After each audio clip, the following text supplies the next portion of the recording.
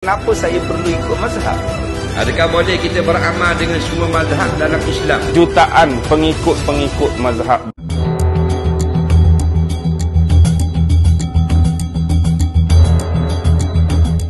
Dalam konteks agama Islam, mazhab adalah antara cabang ajaran agama yang harus diikuti oleh umat Islam.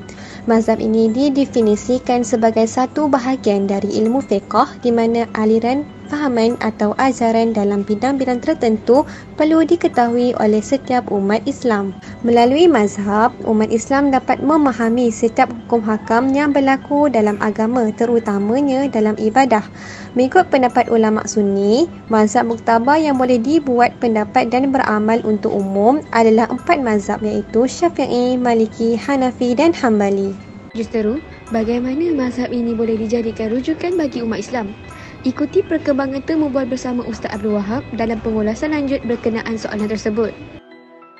Jadi kita hari ini, sebab apa kita ikut mazhab yang jadi rujukan?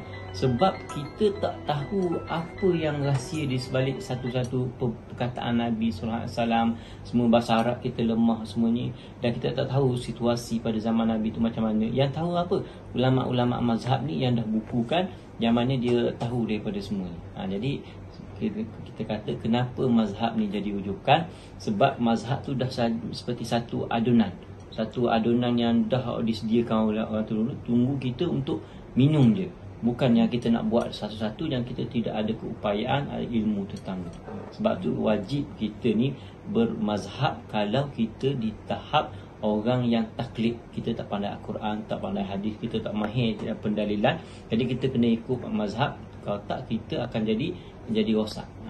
Semenjak zaman Rasulullah SAW masih hidup lagi, telah wujud perbezaan pemahaman terhadap ajaran Islam. Namun, perbezaan tersebut tidak sampai menimbulkan konflik dan berterusan kerana pada waktu itu, segala persoalan dan perbezaan pendapat antara para sahabat boleh terus merujuk kepada Rasulullah untuk memberi penjelasan dan keterangan yang lengkap. Selepas kewafatan Nabi dan berakhirnya zaman sahabat, wilayah Islam ketika itu sudah semakin luas dan jumlah umat Islam pula semakin ramai.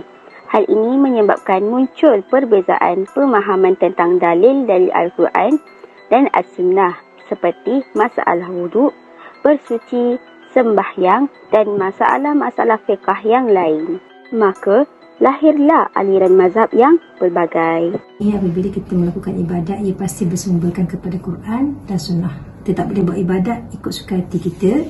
Pastinya di sana ada sumber dalil. Dalam menerangkan dalil, bagaimana kita nak memahamkan dalil itu, pastinya ada ulama yang telah menerangkan berdasarkan kepada pengalaman, berdasarkan kepada ilmu-ilmu beliau.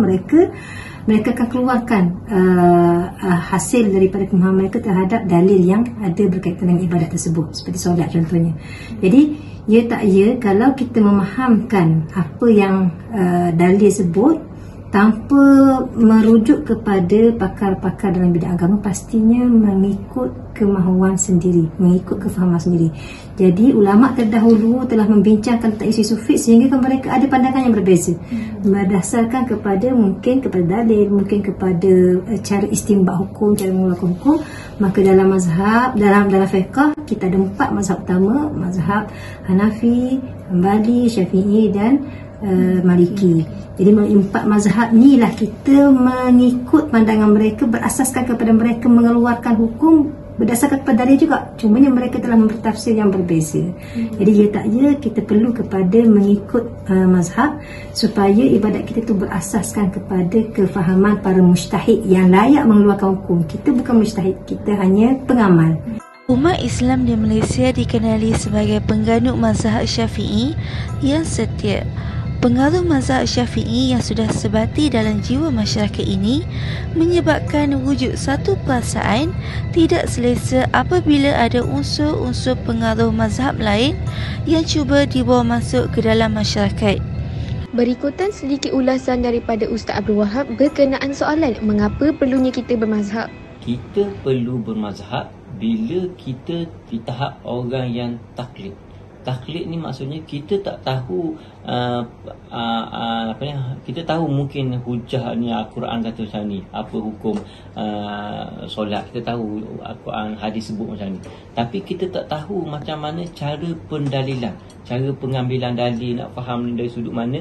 Jadi kita perlu ikut mazhab supaya kita ni tidak buat satu benda ikut hawa nafsu ataupun ditipu oleh syaitan. Sebelum ini, timbul beberapa isu yang persoalkan bacaan doa kunut yang dikatakan tidak mengapa jika tidak dibaca dalam beberapa mazhab. Berikutan perkongsian daripada Ustazah Madihah berkenaan hukum doa kunut mengikut mazhab Syafi'i. Kalau kita tengok dalam mazhab Syafi'i, hukum membaca doa kunut ini adalah sunat. Majoriti ulama dalam mazhab Syafi'i mengatakan ia adalah sunat, yang mana sekiranya kita tidak baca, dia tidak mendatangkan isu batal ataupun sah sembahyang, tak ada isu lah. Bahkan sekali kita membacanya dapat pahala sunat, dan digalakkan bila kita tinggal, disebabkan kunut ini merupakan sunat yang berbentuk sunat amad. Bila kita tinggal, maka digalakkan lagi untuk menampung peninggalan tadi dengan membaca sujud sahwi selepas ataupun sebelum memberi salam. Terdapat segelintir masyarakat dalam negara yang mengamalkan konsep percampuran mazhab dalam kehidupan mereka, terutamanya yang berkaitan dengan ibadah. Bukanlah menjadi suatu kewajipan bagi umat Islam untuk hanya mengikut satu mazhab yang tertentu sahaja. Memilih pendapat-pendapat yang rajih iaitu kuat dari mazhab-mazhab yang berlainan adalah dibenarkan dalam Islam, dan ia dipanggil talfiq, iaitu percampuran mazhab. Berikutan huraian jawapan daripada Ustazah Nakiyah berkenaan kesan percampuran mazhab dalam kehidupan umat Islam. Perbezaan mazhab ni memberi satu rahmat kepada agama Islam itu sendiri. Jadi kesannya dia boleh meringankan ataupun membantu umat Islam untuk dalam satu ibadah. Contohnya kalau kita pergi Mekah, kita boleh menggunakan mazhab yang diamalkan di Mekah supaya memudahkan kita untuk menyelesaikan ibadah dalam tawaf, dalam solat. Contohlah kalau kita menggunakan mazhab Imam Syafi'i dalam solat, tak habis solat kita dekat Mekah, sebab Mekah orang ramai, jadi pergerakan mesti akan berubah. Ada orang tolak, ada orang sini, ada yang dekat, ada yang jauh. Bila dah kosong saf ni, kita kena jalan lebih dari 3 kali.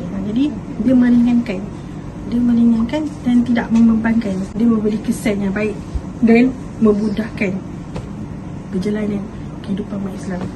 Kesimpulannya, jika kita mengambil pendapat mazhab Syafi'i, ini bermakna kita juga boleh mengambil pendapat mazhab-mazhab Ahlus Sunnah wal Jamaah yang lain.